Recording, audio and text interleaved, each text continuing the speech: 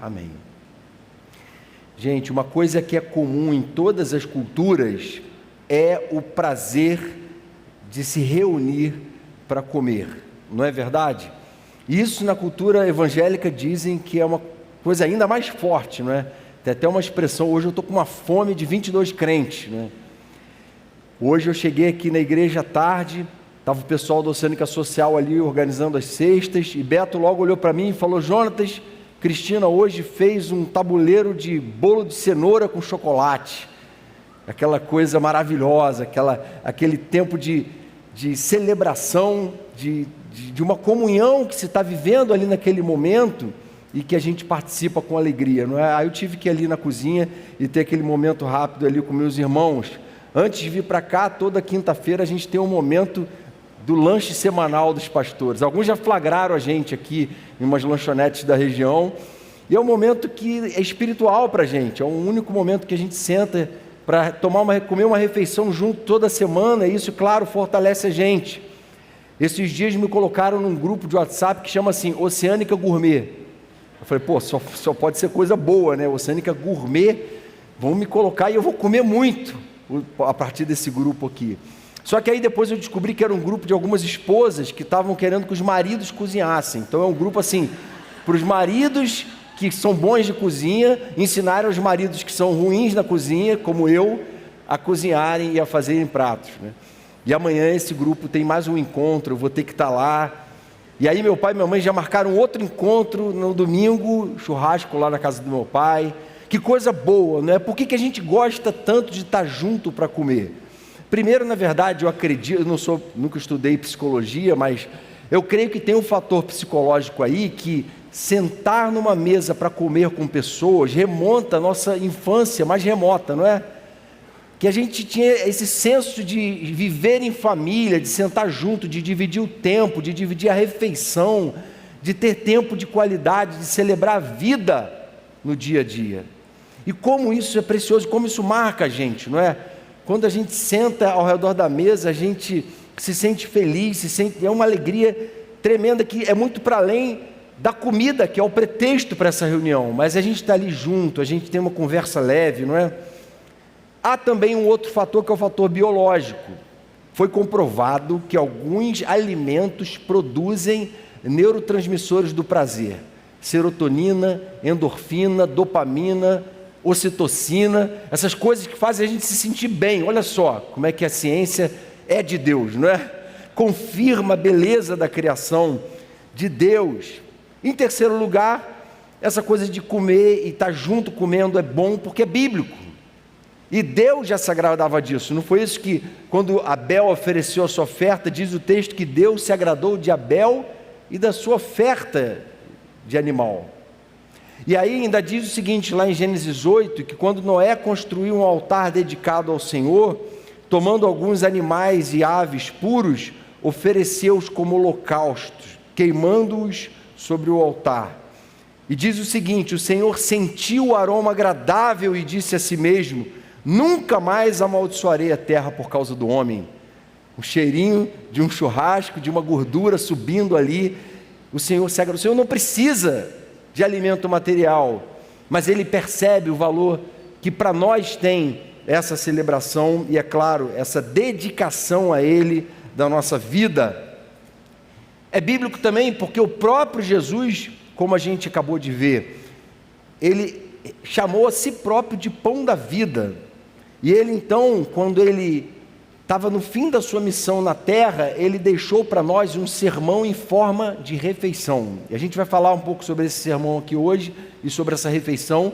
Mas antes a gente vai passar rapidamente sobre outra refeição que está na Bíblia, que é essa que os judeus comemoram nesse fim de semana da Páscoa. O que é a Páscoa? Páscoa, do hebraico Pesach, ou Passover do inglês, não é? Significa passar por cima. Porque o anjo da morte, na 10ª praga, quando via a casa de israelita com o sangue do cordeiro aspergido na porta, ele não tocava. A morte não toca na vida e na casa de quem tem o sangue do cordeiro aspergido sobre ela. Amém, irmãos? E essa passagem, então, depois de 400 anos então de escravidão no Egito, o povo passa da escravidão para a liberdade, rumo à terra prometida. Alguma semelhança com o que a gente vive? A Páscoa abriu caminho para o êxodo de Israel. A última praga abriu esse caminho para o êxodo, para a libertação.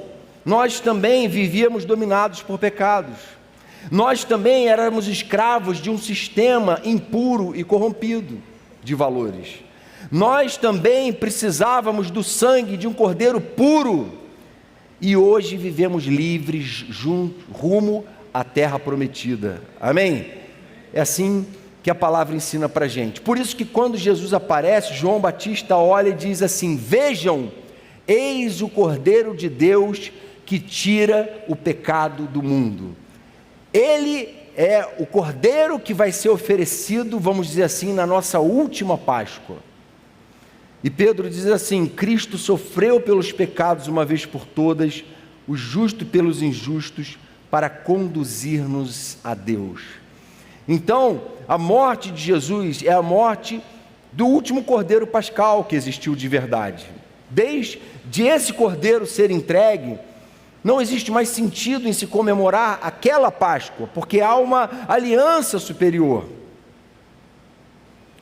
O autor de Hebreus fala isso. Lá no capítulo 8 ele fala assim: agora o ministério que Jesus recebeu é superior ao deles, assim como também a aliança da qual ele é mediador é superior à antiga, sendo baseada em promessas superiores. O que Jesus fez foi vir celebrar uma Páscoa só, de uma vez por todas, em que ele era o Cordeiro, e ele então se entregava, expiando os pecados de todos nós, para todo sempre, para a glória de Deus. E a Santa Ceia, então, é esse sermão de Jesus ilustrado na forma de uma refeição. E a gente vai parar um pouco para pensar a respeito disso, porque essa refeição, ela simboliza a nossa unidade como igreja. Ela simboliza a nossa vida como corpo de Cristo no mundo. Então a ceia, ela não tem apenas a ver com crer em Cristo ou lembrar do que Cristo fez, mas é mais do que isso. Ela é se alimentar do próprio Cristo. E nem sempre a gente consegue mergulhar nesse entendimento, não é? Sabe o que Jesus disse sobre si mesmo também? Ele disse que ele era o maná. Ele fala assim, no João 6,51, eu sou o pão vivo que desceu do céu. Se alguém comer deste pão, viverá para sempre. Este pão é a minha carne, que eu darei pela vida do mundo. Jesus fala assim: eu sou o alimento de que vocês precisam. Eu sou o Cordeiro Pascal. Eu que vou morrer no lugar de vocês, e vocês precisam então se alimentar de mim, da minha pessoa, dos meus pensamentos, dos meus valores, da minha palavra, porque eu sou o Verbo encarnado, eu sou o alimento de que vocês precisam. E Jesus então vai ensinar isso para a gente nesse momento de comunhão. E a ceia então é a expressão máxima da comunhão cristã. Vamos ler então com atenção esse texto, de Marcos 14, verso 12. Diz assim: no primeiro dia da festa dos pães sem fermento, quando se costumava sacrificar o cordeiro pascal, os discípulos de Jesus lhe perguntaram: aonde queres que vamos e te preparemos a refeição da Páscoa? Então ele enviou 2 de seus discípulos, dizendo-lhes: entrem na cidade, e um homem carregando um pote de água virá ao encontro de vocês.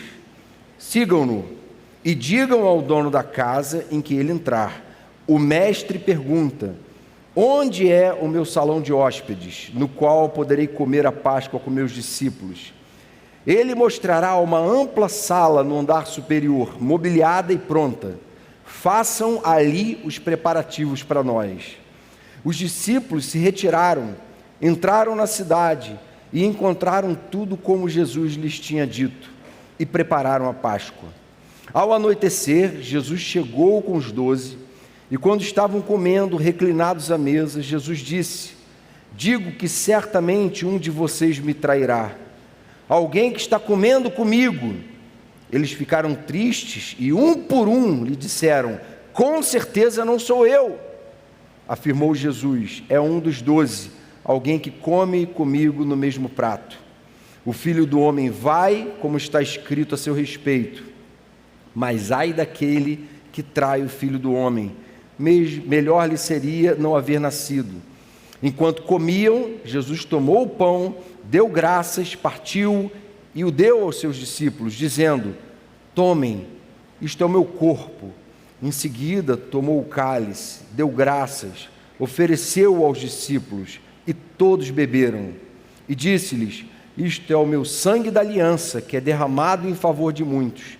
Eu afirmo que não beberei outra vez do fruto da videira, até aquele dia em que beberei o vinho novo no reino de Deus. Depois de terem cantado um hino, saíram para o Monte das Oliveiras. Então, aqui nesse texto que a gente leu, nesse relato que foi dramatizado no vídeo que a gente assistiu, estão os principais elementos de uma verdadeira e plena comunhão com Deus. E a primeira dessas marcas que eu queria destacar aqui é santificação. Era a festa dos pães sem fermento. E o fermento era um símbolo de pecado. Por isso, era um momento em que o povo estava se preparando, se santificando para esse momento. E aí, o fermento, então, não podia estar presente. O pecado não pode estar presente no momento em que o povo está celebrando a sua verdadeira comunhão. E a segunda característica dessa santificação é a prontidão em obedecer. Eles prontamente obedecem rigorosamente a todas as orientações que o Senhor fez. Santificação é obediência a Deus. Santificação é fazer a vontade de Deus em tudo. E eles fazem isso. Eles respondem para Jesus assim: aonde queres que vamos e te preparemos a refeição da Páscoa? Nós estamos aqui para seguir as suas ordens. Estamos prontos a obedecê-lo. O problema é que a gente às vezes é orgulhoso. A gente se esquece de que na caminhada com Jesus, Ele é Rei e Senhor. Nós somos súditos e servos. E nós estamos aqui para pensar as coisas no mundo, não do nosso jeito, mas do jeito dele. E aí, por causa do nosso orgulho, às vezes, a gente deixa que certos pecados se alojem. O orgulho é o pecado matriz, não é? É dele que se originam todos os outros pecados. A gente sabe disso desde o Éden, não foi isso? O homem queria ser como Deus. O orgulho toma o seu coração, então. E aí, quando Paulo, então, vai falar sobre o orgulho, ele remonta aqui a questão da celebração da Páscoa, em 1 Coríntios 5. Ele fala assim para a igreja em Corinto: o orgulho de vocês não é bom. Vocês não sabem que um pouco de fermento faz toda a massa ficar fermentada? Livrem-se do fermento velho, para que sejam massa nova e sem fermento, como realmente são. Pois Cristo, nosso Cordeiro Pascal, foi sacrificado. Por isso celebremos a festa, não com o fermento velho, nem com o fermento da maldade, da perversidade, mas com os pães sem fermento, os pães da sinceridade e da verdade. Já disse por carta que vocês não devem associar-se com pessoas imorais. Com isso, não me refiro aos imorais deste mundo, nem aos avarentos, aos ladrões ou aos idólatras. Se assim fosse, vocês precisariam sair do mundo.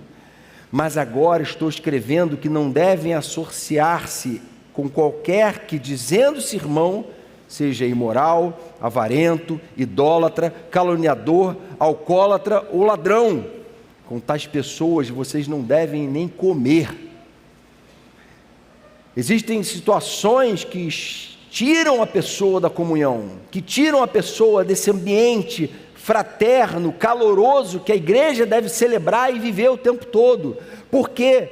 Porque os pães sem fermento da sinceridade e da verdade já não estão mais presentes. Não existe mais sede de pureza, não existe piedade, não existe desejo de ser santo.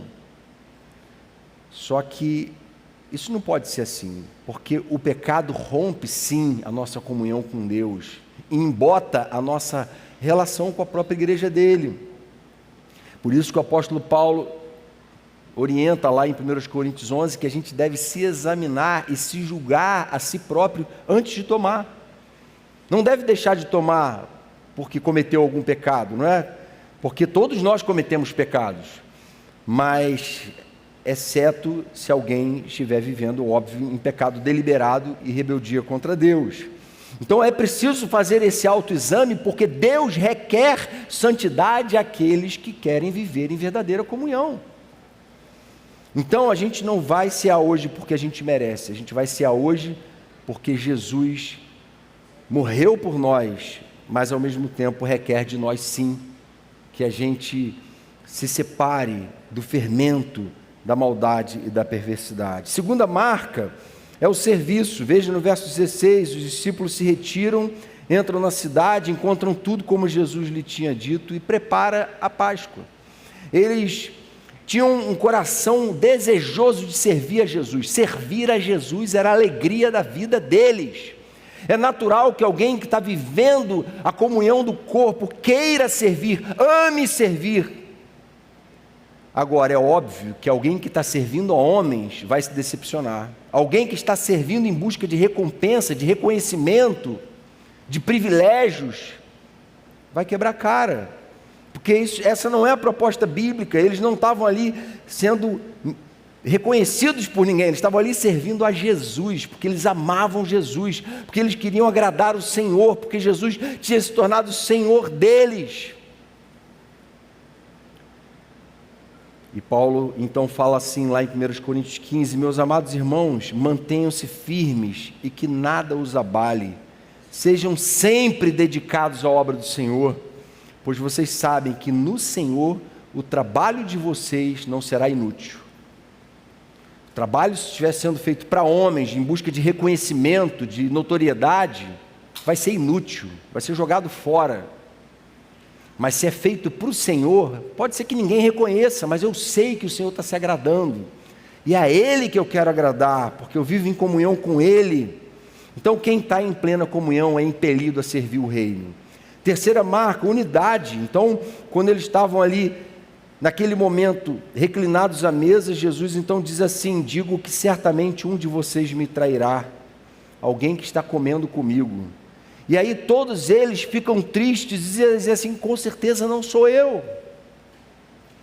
Porque embora houvesse um joio no meio deles, embora houvesse um falso convertido no meio deles, embora houvesse alguém com o coração envenenado pela sua própria obsessão, pela sua própria ganância, alguém resistindo à sua liderança, alguém desprezando o seu senhorio, em sua maioria, ou quase totalidade, havia ali o remanescente de Deus, fiel, leal, unido, que não estava ali para ficar impondo seus próprios caprichos, suas próprias visões de mundo, que estava ali para proteger a unidade, porque embora fossem diferentes culturalmente, socialmente,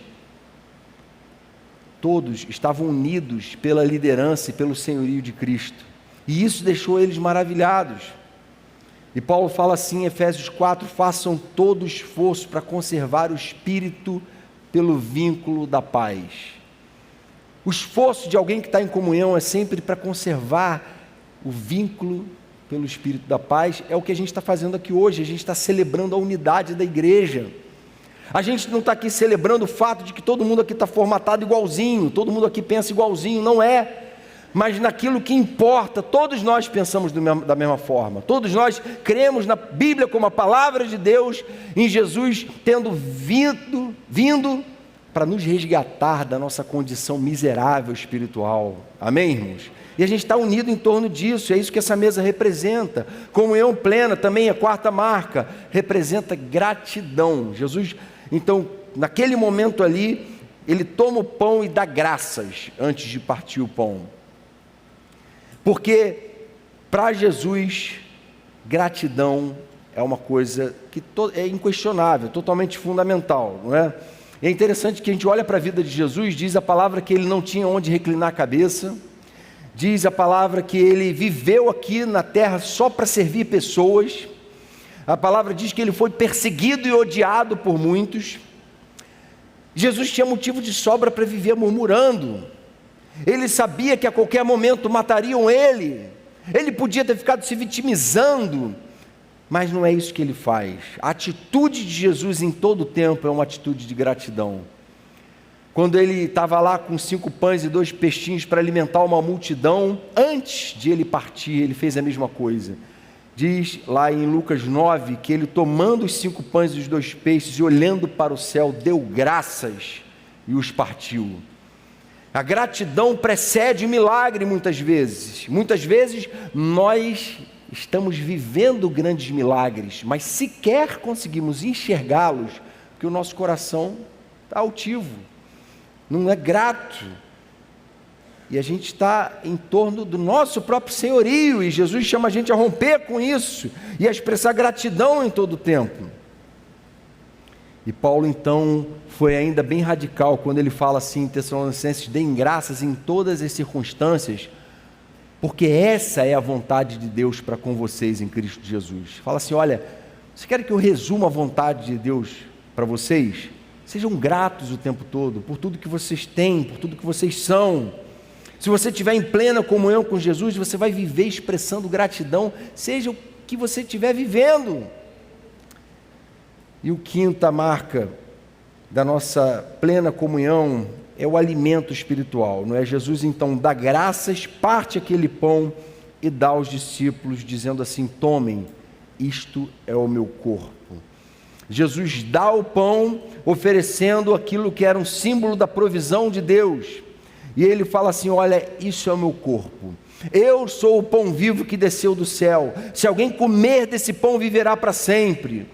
E eu estou me entregando, me doando, eu sou esse maná que caiu do céu, eu sou a provisão de Deus para saciar a fome da alma de vocês, que nada mais nesse mundo, nada que pode ser comprado pode saciar, só eu posso saciar. Verdadeira fome do ser humano não é de pão. Qualquer um que esteja passando fome hoje no mundo, pode ir alguém ali na esquina comprar um pão para essa pessoa e dar para ele comer, ele vai matar a fome dele. E a gente pode ser usado por Deus para matar a fome de pessoas, física.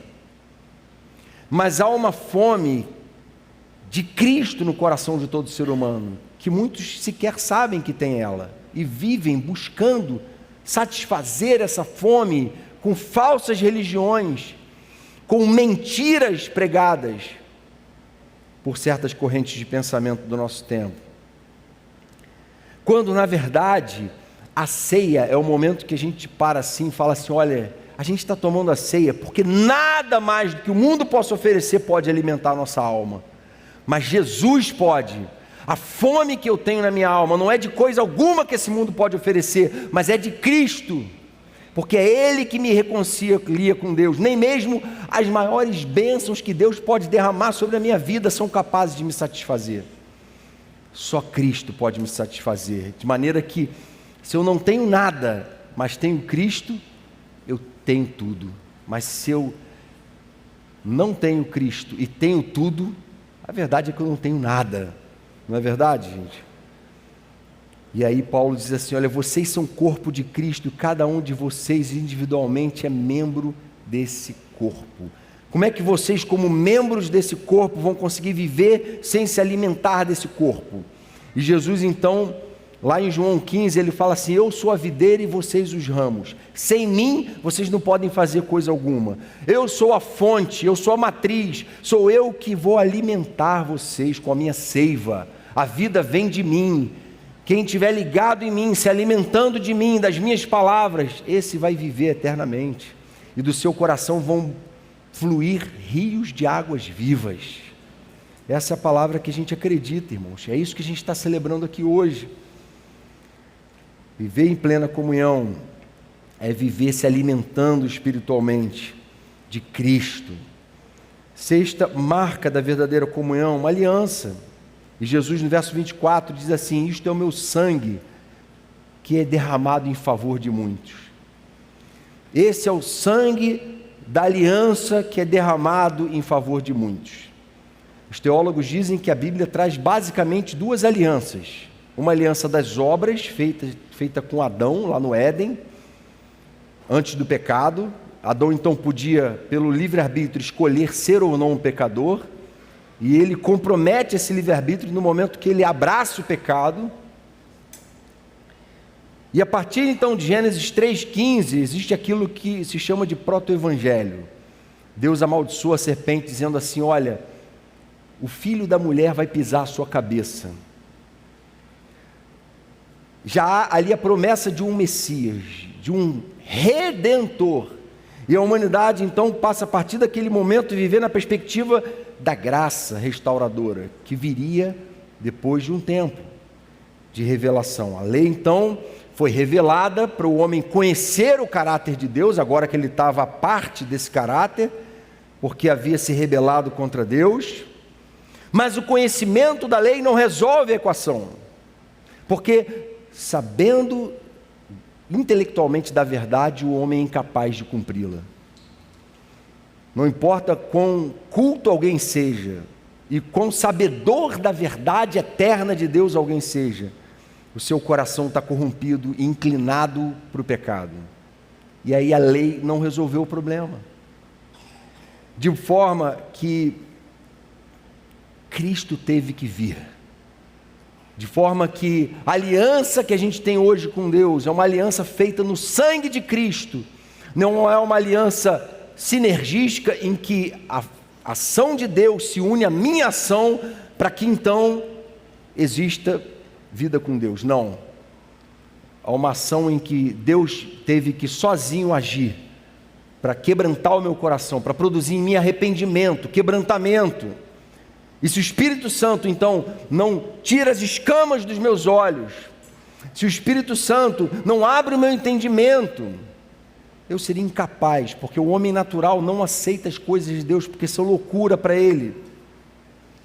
Esses dias eu li uma frase muito legal de um pastor chamado Josemar Bessa. Ele fala assim: se Deus te desse 1000 chances, você falharia em todas, por isso Ele te deu Cristo. Essa que é a verdade, irmãos. A verdade é que essa aliança é uma aliança que depende só de Cristo e do que Ele fez na cruz por nós. Todo o empenho nosso em obedecer e nos santificar é consequência natural de uma vida cheia do Espírito Santo. Não é para obter salvação, não é. E é essa beleza dessa aliança que a gente está celebrando hoje aqui, desse alimento que vem dele para nós, desse pão que desce do céu. Fomos redimidos no sangue do Senhor. Viver em verdadeira comunhão é viver numa aliança com Deus pelos méritos de Cristo. Quando a gente se examina para a gente reconhecer a nossa pecaminosidade, para a gente confessar pecados, mas para a gente comer. E Paulo fala assim: olha, depois que você se examinar, coma do pão e beba do cálice, porque não é o resultado do seu autoexame que vai te dar autorização para tomar, mas é sim o que Cristo fez por você na cruz. Sétima marca, segundo Jesus aqui, da verdadeira comunhão. Ele fala assim no verso 25: eu afirmo que não beberei outra vez do fruto da videira até aquele dia em que o beberei o vinho novo no reino de Deus. Interessante que em tão pouco tempo, em tão poucas palavras, Jesus abrange tanta coisa na doutrina da palavra. E aqui ele faz questão de colocar essa cereja do bolo aqui, não é? Gente, não se esqueçam, vocês não devem viver presos à existência terrena de vocês. Nós somos chamados à eternidade. Nossa comunhão está nos preparando para um encontro. Por isso que a gente todo mês está aqui tomando a ceia. Para quê? Para lembrar que a gente não é desse mundo, que nosso reino não é aqui, que a gente aqui está só se preparando. Uma frase que marcou muito agora o nosso retiro foi uma frase que o pastor Henrique falou, que ele disse o seguinte: enquanto o mundo se prepara para uma guerra, a igreja se prepara para um casamento. Amém, irmãos? Estamos aqui nos preparando para esse encontro, para as bodas do Cordeiro. Vamos encontrar com Ele. O Evangelho nos chama a viver na perspectiva da eternidade. como cidadãos do céu, essa perspectiva escatológica, há um fim, há um ponto final que eu não sei, eu não controlo, não compete a mim conhecer tempos ou épocas que o Pai reservou pela sua exclusiva autoridade. O que importa para mim é que eu recebi poder ao descer sobre mim o Espírito Santo, para eu ser testemunha dele em Jerusalém, em Samaria, em toda a Judéia e até os confins da terra. Amém, irmãos? Essa palavra que a gente tem que guardar no coração. A gente é de outro mundo. Esse mesmo pastor que eu citei, ele teve outra frase que eu anotei aqui, que ele diz o seguinte: o problema do cristão hoje é que ele quer ser um sucesso num mundo para o qual ele já devia ter morrido. É muito comum cristãos se esquecerem de que eles não são desse mundo e acabarem caindo. E a gente precisa, como o pastor Marcão falou domingo passado, se policiar e vigiar. Porque senão o Senhor fala: olha, se você não voltar para o primeiro amor, eu vou remover o candeeiro desse lugar. Despertem, acordem.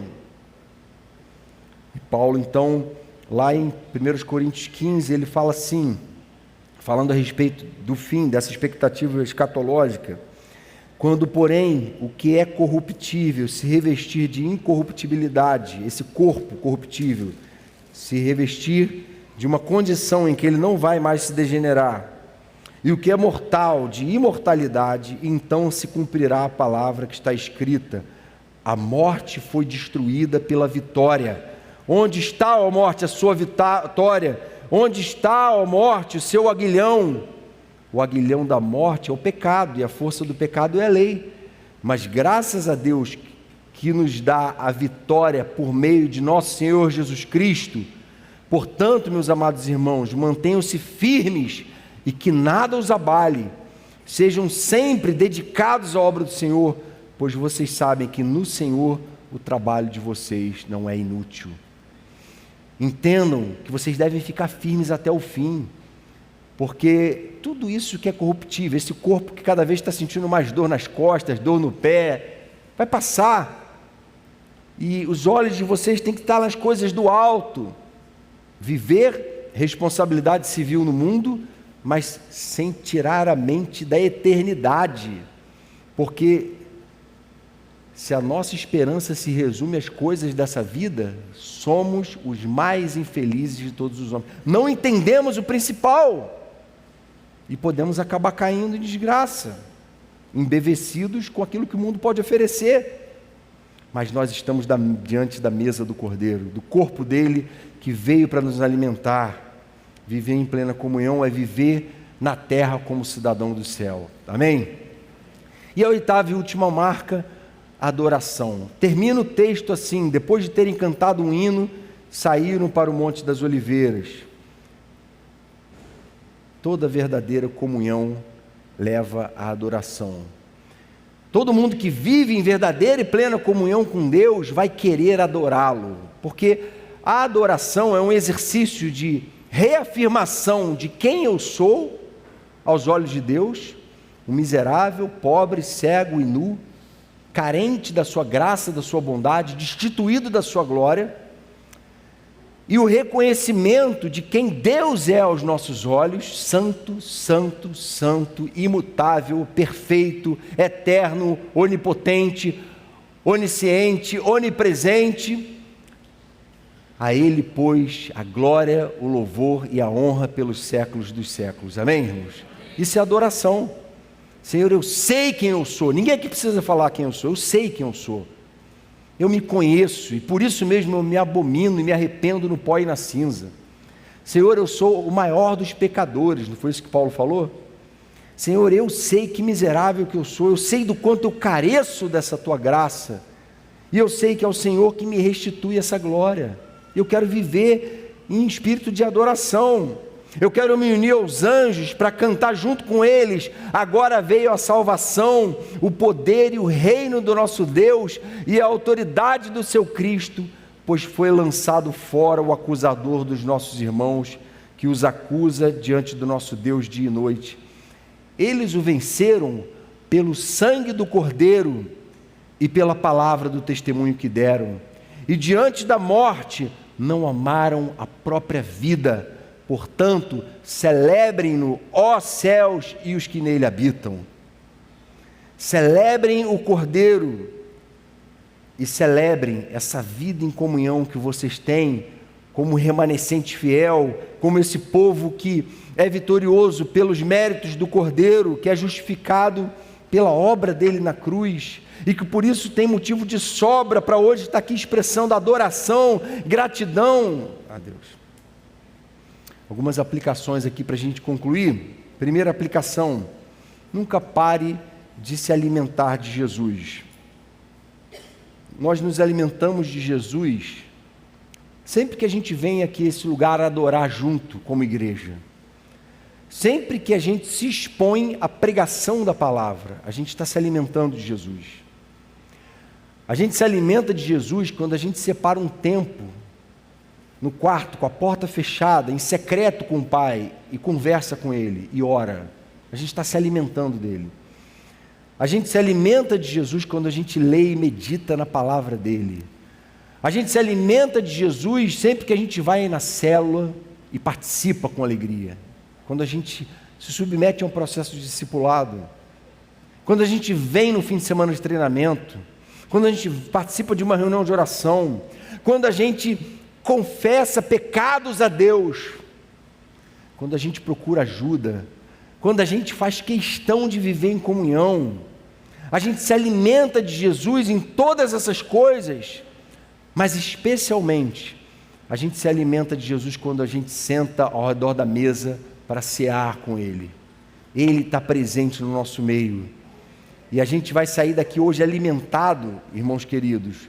Não é por causa de uma pregação ou de um louvor abençoado, mas é porque Jesus está aqui. Porque se fosse música e discurso, isso não alimenta nada.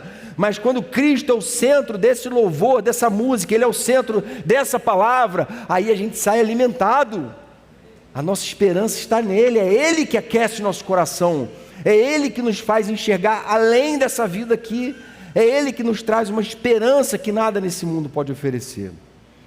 Segunda aplicação: assuma sua identidade como parte do corpo de Cristo.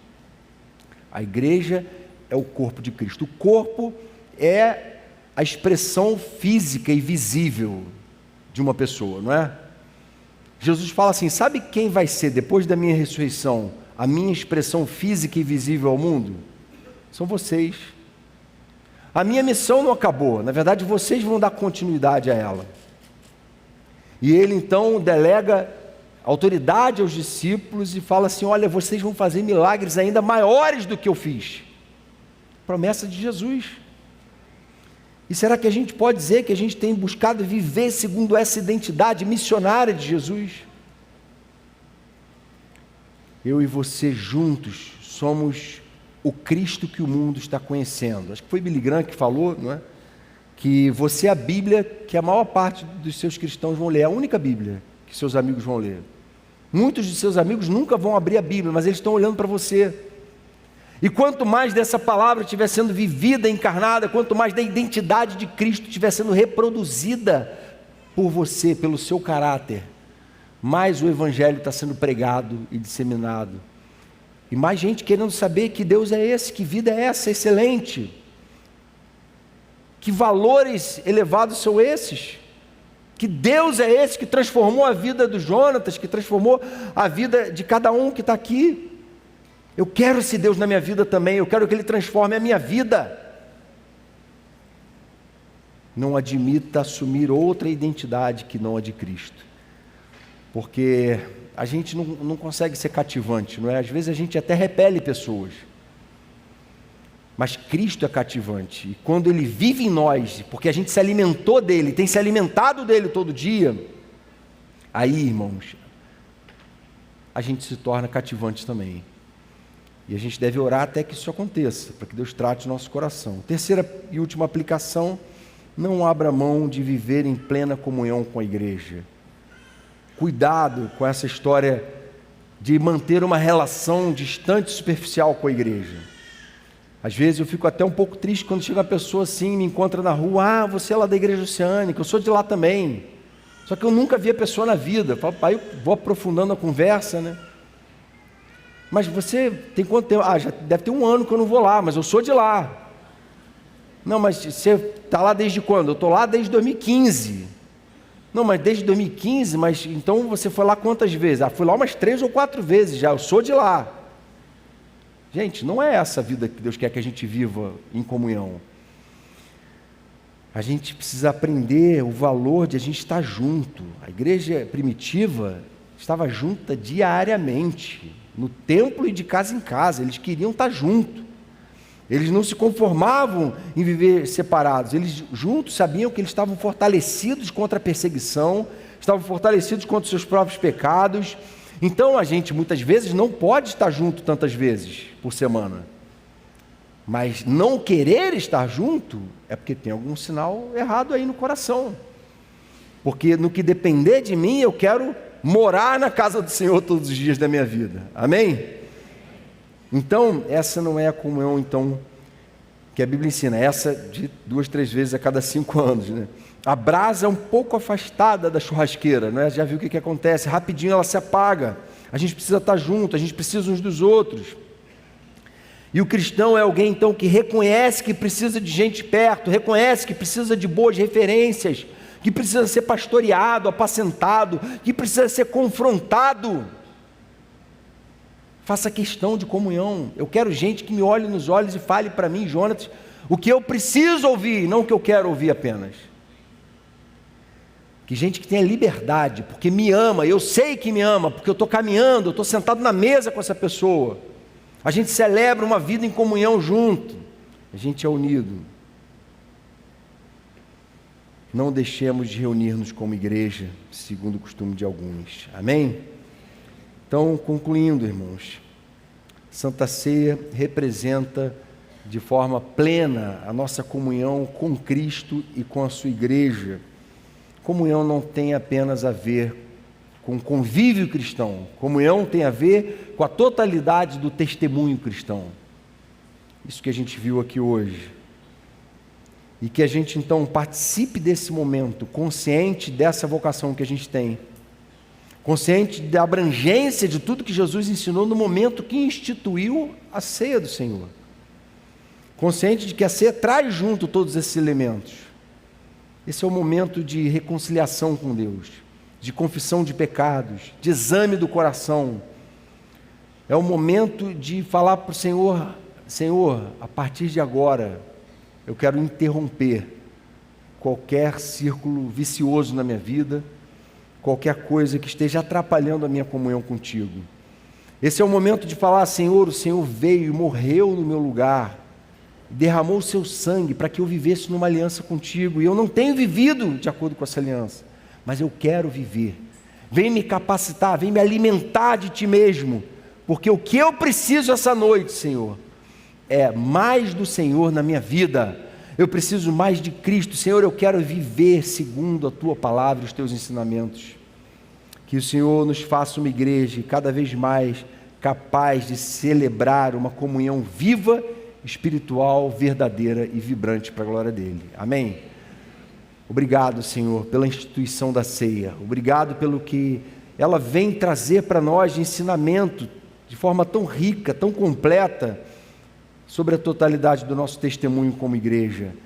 A gente sabe, Senhor, o dever que pesa sobre nós de estar juntos, remindo o tempo, já que os dias são maus. A gente sabe, Senhor, que a gente precisa estar unido, em oração, se santificando e com a mente no céu, embora a gente ainda esteja aqui na terra. Vem, Senhor, fazer desse momento um momento de recomeço para quem precisa de recomeço, de cura para quem precisa de cura, de libertação para quem está vivendo ainda escravo, de conversão para quem nunca passou por um novo nascimento. Que seja um momento, Pai, de gratidão por tudo que o Senhor fez e tem feito por nós a cada dia, para a glória e louvor do Teu nome, Jesus. Amém, Senhor.